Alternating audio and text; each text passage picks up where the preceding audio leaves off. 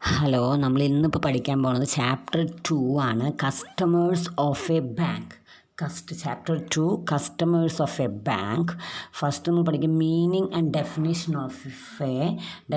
Of customers. അതായത് customer എന്ന് പറഞ്ഞതിൻ്റെ മീനിങ് എന്താണ് according to the banking point of വ്യൂവിൽ നമുക്ക് there is no statutory defined ആയിട്ടുള്ള ഡെഫിനേഷൻ ഇല്ല. കോമൺ ലാംഗ്വേജിൽ നമുക്കറിയാം ഒരു പേഴ്സണെ ഒരു കസ്റ്റമർ ആവണമെങ്കിൽ person who has account with a bank. അതൊരു വ്യക്തിക്ക് ആ ബാങ്കിൽ അക്കൗണ്ട് ഉണ്ടെങ്കിൽ നമുക്ക് ഒരു കോമൺ ലാംഗ്വേജിൽ ഹീസ് എ ബാങ്കിൻ്റെ കസ്റ്റമറാന്ന് പറയാം. പക്ഷേ ഓൾഡ് ബാങ്കിങ് എക്സ്പേർട്സ് അതിനൊരു എംഫസൈസ് ചെയ്തിട്ടുണ്ട്. Duration for which a person maintain account with a bank. ആ ഡ്യൂറേഷനും കൂടിയും അവരുടെ ബാങ്കിങ് ഡീലിങ്സിനും കൂടി ഇമ്പോർട്ടൻസ് കൊടുത്തുകൊണ്ട്, അതായത് അങ്ങനെ ബാങ്കിനെ നമുക്ക് പറയുകയാണെങ്കിൽ അക്കോർഡിംഗ് ടു ഡോക്ടർ ഹാർട്ട് പ്രകാരം കേരള ഹൈക്കോടതിയും അങ്ങനെ തന്നെയാണ്. ഒരു ബാങ്ക് എന്ന് പറഞ്ഞു കഴിഞ്ഞാൽ 2 കണ്ടീഷൻസ് ഉണ്ട്. അതായത് 2 കണ്ടീഷൻസ് ഫുൾഫിൽ ചെയ്യണതാണ് ഒരു ബാങ്കിങ് കസ്റ്റമർ എന്ന് പറയുന്നത്. ഫസ്റ്റ് വൺ എന്ന് പറഞ്ഞു കഴിഞ്ഞാൽ അതായത് he should have an account with a bank.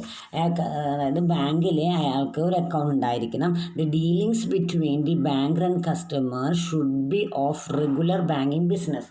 ഒരു റെഗുലർ ബാങ്കിങ് ബിസിനസ് ഉണ്ടായിരിക്കണം. അതായത് ഒരു റിലേഷൻഷിപ്പ് ഉണ്ടായിരിക്കണം. അതായത് ഒരു അക്കൗണ്ട് മാത്രം ഓപ്പൺ ചെയ്തുകൊണ്ട് he is not a simply bank ഒരു കസ്റ്റമർ എന്ന് പറയാൻ പറ്റില്ല.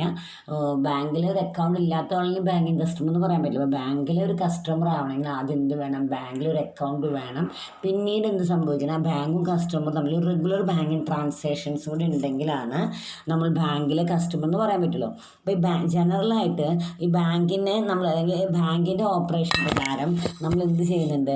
റിലേഷൻഷിപ്പിനെ നമ്മൾ, അതായത് ബാങ്കിൻ്റെ റിലേഷൻഷിപ്പിനെ നമ്മൾ ഡിസ്ക്രൈബ് ചെയ്യുന്നത് എങ്ങനെയാണെന്ന് വെച്ച് കഴിഞ്ഞാൽ ഒന്ന് ജനറൽ റിലേഷൻഷിപ്പ്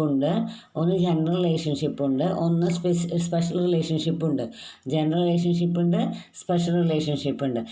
ഈ ജനറൽ റിലേഷൻഷിപ്പിൽ നിങ്ങൾക്ക് ബാങ്കിങ്ങിൻ്റെ റിലേഷൻഷിപ്പ് കുറിച്ച് പറയുമ്പോൾ ഡെപ്റ്റർ ആൻഡ് ക്രെഡിറ്റ് കുറേ റിലേഷൻഷിപ്പ് ഉണ്ടെങ്കിലും debtor and credit, trust and beneficiary, principal and agent, ഇങ്ങനത്തെ ബന്ധങ്ങളെ കുറിച്ചിട്ടാണ് ഈ ജനറൽ റിലേഷൻഷിപ്പിൽ പറയുന്നത്. അപ്പോൾ ബാങ്കിങ് റിലേഷൻഷിപ്പ്, ബാങ്കും കസ്റ്റമർ റിലേഷൻഷിപ്പിനെ പല റിലേഷൻഷിപ്പായിട്ട് പഠിക്കുമെങ്കിലും കസ്റ്റമർ റിലേഷൻഷിപ്പിൽ നിങ്ങൾക്ക് പഠിക്കുന്ന relationship of debtor and credit, relationship of principal and agent, relationship of trust and beneficiary. ഇതിലിപ്പോൾ 9 റിലേഷൻഷിപ്പ് പറയുന്നുണ്ടെങ്കിലും ഇത്ര റിലേഷൻഷിപ്പ് നിങ്ങൾ ടെക്സ്റ്റ് ബുക്കിൽ പഠിക്കാമല്ലോ. അപ്പോൾ നിങ്ങളത് പഠിച്ചാൽ മതി. ബാങ്കിങ് കസ്റ്റമേഴ്സ് റിലേഷൻഷിപ്പ് പഠിക്കുമ്പോൾ റിലേഷൻഷിപ്പ് ഡെപ്റ്റർ ആൻഡ് ക്രെഡിറ്റർ, അതുപോലെ തന്നെ ട്രസ്റ്റ് ആൻഡ് ബെനിഫിഷ്യറി, അതുപോലെ തന്നെ പ്രിൻസിപ്പൽ ഏജൻ്റായിട്ട് പറയുന്നുണ്ട്. ഓക്കെ, സ്പെഷ്യൽ റിലേഷൻഷിപ്പ് അല്ല, ജനറൽ റിലേഷൻഷിപ്പാണ് ഈ ക്ലാസ്സിൽ പഠിക്കാൻ പോകുന്നത്.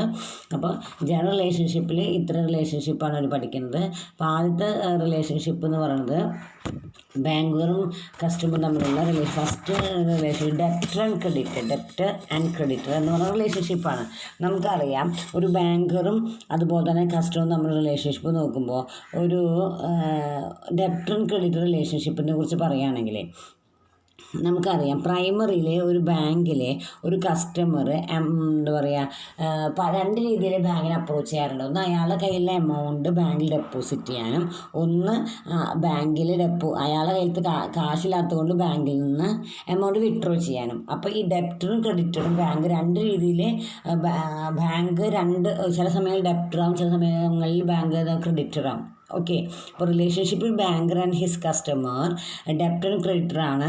ഏത് പൊസിഷനാണ്, ഏതൊക്കെ സ്റ്റേറ്റ് ഓഫ് അക്കൗണ്ടിൻ്റെ ഏത് സ്റ്റേറ്റ് ആണ് എന്ന് മനസ്സിലാക്കിയിട്ടാണ് എന്താ പറയുക അതിൻ്റെ റിലേഷൻഷിപ്പ് ക്രെഡിറ്റർ ആണ് ഡെപ്റ്റർ ആണ് തീരുമാനിക്കുന്നത്. ഇപ്പോൾ for example, if A customer has A deposit, ഒരു കസ്റ്റമർ ഒരു ബാങ്കിൽ എമൗണ്ട് ഡെപ്പോസിറ്റ് ചെയ്ത് കഴിഞ്ഞാൽ ബാങ്കർ റിലേഷൻ എന്താ? ഡെപ്റ്ററാണ് അല്ലേ? Bank is A debtor. അതായത് എന്നാൽ കസ്റ്റമർ ഓവറായിട്ട് മീൻസ് ഓവർ ഡ്രാഫ്റ്റ് അല്ലെങ്കിൽ കസ്റ്റമേഴ്സ് അയാളെ ഡെപ്പോസിറ്റിന് കൂടുതൽ എമൗണ്ട് വിഡ്രോ ചെയ്യുകയാണെങ്കിൽ ബാങ്ക് ബിക്കെയിം ആരായി, ക്രെഡിറ്ററായി. അപ്പോൾ ദ റിലേഷൻഷിപ്പ് ബിറ്റ്വീൻ കസ്റ്റമർ അല്ലെങ്കിൽ ബാങ്കർ ഇസ് ഐദർ ഡെറ്റർ ആവാം അല്ലെങ്കിൽ ക്രെഡിറ്റർ ആവാം. അതായത് അത് സിമിലർ റിലേഷൻഷിപ്പ് ഓർഡിനറി കൊമേഴ്ഷ്യൽ റിലേഷൻഷിപ്പിൽ നിന്നും വ്യത്യാസമായിട്ട് ഒരേ സമയം ഡെപ്റ്റർ ആവും, ഒരേ സമയം ചില കേസിൽ ക്രെഡിറ്റർ ആവും. ഇനി ഓർഡിനറി ഡെപ്റ്ററും ക്രെഡിറ്ററും തമ്മിലുള്ള വ്യത്യാസം പറഞ്ഞു. ഇങ്ങനെ ഡെപ്റ്ററും ക്രെഡിറ്ററും 3 ഏരിയാസിൽ വ്യത്യാസമുണ്ട്. അതായത് നമ്മൾ സാധാ ഒരു ക്രെഡിറ്റർക്ക് ഇപ്പം ഞാൻ ഒരാൾക്ക് കാശ് കൊടുക്കാൻ ഉണ്ട് വിചാരിക്കുക, എൻ്റെ കയ്യിൽ ഒരാളെ കാശുണ്ട് എന്ന് വിചാരിക്കും, ഞാൻ ഒരാൾക്ക് കടം വാങ്ങിച്ചു എന്ന് വിചാരിക്കുക, അല്ലെങ്കിൽ അപ്പോൾ ഞാൻ ക്രെഡിറ്റർ ആവുമല്ലോ. മീൻസ് ഞാനാണ് അപ്പോൾ ആരാവുക, എനിക്കൊരു ആവശ്യ ഡെപ്പോസിറ്റ് എന്നിൽ തന്നെങ്കിൽ ഞാൻ അയാൾക്ക് എന്തായിരിക്കും ഡെപ്റ്റർ കൊടുക്കേണ്ട ആളാണ്. അപ്പം ഞാൻ അയാൾ ചോദിച്ചാലും ഇല്ലെങ്കിലും ആ എമൗണ്ട് കൊടുക്കണം. അതായത് നമ്മൾ ഡെപ്റ്റർ സ്പെസിഫൈഡ് ഡേറ്റിലോ അതിന് മുമ്പായിട്ട് അതായത് ഡിമാൻഡ് ചെയ്താലോ ചെയ്തില്ലെങ്കിലോ നമ്മൾ കൊടുക്കണം. അതാണ് നമ്മളുടെ ഡെപ്റ്റർ റെസ്പോൺസിബിലിറ്റി. ക്രെഡിറ്റർക്ക് നമ്മൾ എന്തായാലും കൊടുക്കണം. നമ്മൾ കടം വാങ്ങിച്ചു കഴിഞ്ഞാൽ കടം വാങ്ങിക്കലാണല്ലോ ഓർഡിനറി ബിസിനസ് നടക്കുക. നമുക്ക് കാശ് അയച്ചാൽ കടത്തിനാണല്ലോ എടുത്തു വയ്ക്കാൻ വേണ്ടി തരുന്ന സിസ്റ്റം ഓർഡിനറി കൊമേഴ്ഷ്യൽ ലാംഗ്വേജിലില്ല. എൻ്റെ കാശ് എവിടെ എടുത്തു വയ്ക്കാൻ നമ്മൾ ആരെ ബാങ്കിലെ കൊടുക്കുക എന്നാൽ. അപ്പോൾ അത് പറഞ്ഞു ബാങ്കിലെ ഈ ഡെപ്റ്റർക്ക് എന്ത് പ്രത്യേകത എന്ന് വെച്ച് കഴിഞ്ഞാൽ, അതായത് ബാങ്കിലെ ഡെപ്റ്റർക്ക് പ്രീപേയ്മെൻറ്റ് എമൗണ്ട് എപ്പോഴാണ് ഓൺലി ഡെപ്പോസിറ്റ്, ക്രെഡിറ്റർ ഡിമാൻഡ് ചെയ്യുമ്പോൾ മാത്രമേ കൊടുക്കണ്ടൂ, അല്ലെങ്കിൽ കൊടുക്കണം. ഇപ്പോൾ എനിക്ക് ഒരാൾ എൻ്റെ കാശ് തന്നാൽ ഞാൻ അയാൾ ചോദിച്ചാലല്ല കൊടുക്കേണ്ടത്, ചോദിക്കാൻ മുമ്പോട്ട് കൊടുക്കണം നോർമൽ കൊമേഴ്ഷ്യൽ ട്രാൻസാക്ഷനിൽ.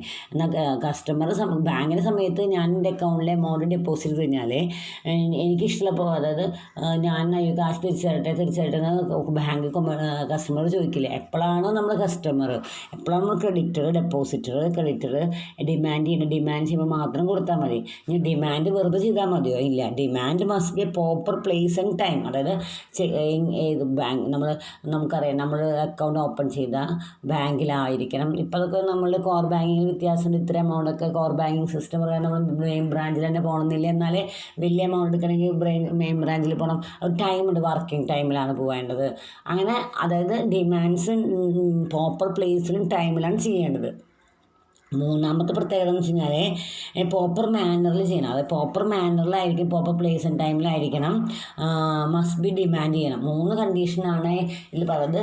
നമ്മൾ ബാങ്കിലൊരു ഡെപ്പോസിറ്റ് ചെയ്ത് കഴിഞ്ഞാൽ ഒരു ഡെപ്റ്റർ നിലയ്ക്ക് ഡെപ്റ്ററായ ബാങ്കിലേക്ക് കസ്റ്റമർ ഡെപ്പോസിറ്റ് ബാങ്ക് ആരാണ്? ഡെപ്റ്ററാണ്. അപ്പോൾ ഡെപ്റ്റർ ഡിമാൻഡ് ചെയ്യുമ്പോൾ ക്രെഡിറ്റ് ഡിമാൻഡ് ചെയ്യുമ്പോൾ മാത്രം കൊടുക്കുക. അതായത് ഡിമാൻഡ് ചെയ്യുമ്പോൾ മാത്രം കൊടുത്താൽ മതി. ഡിമാൻഡ് ചെയ്യുന്ന ഫോർമാറ്റിൽ കൊടുക്കണം. ഡിമാൻഡിന് സ്പെസിഫൈഡ് ഫോർമാറ്റ് ഉണ്ട്, അതുപോലെ പ്ലേസും ടൈമും ഉണ്ട്.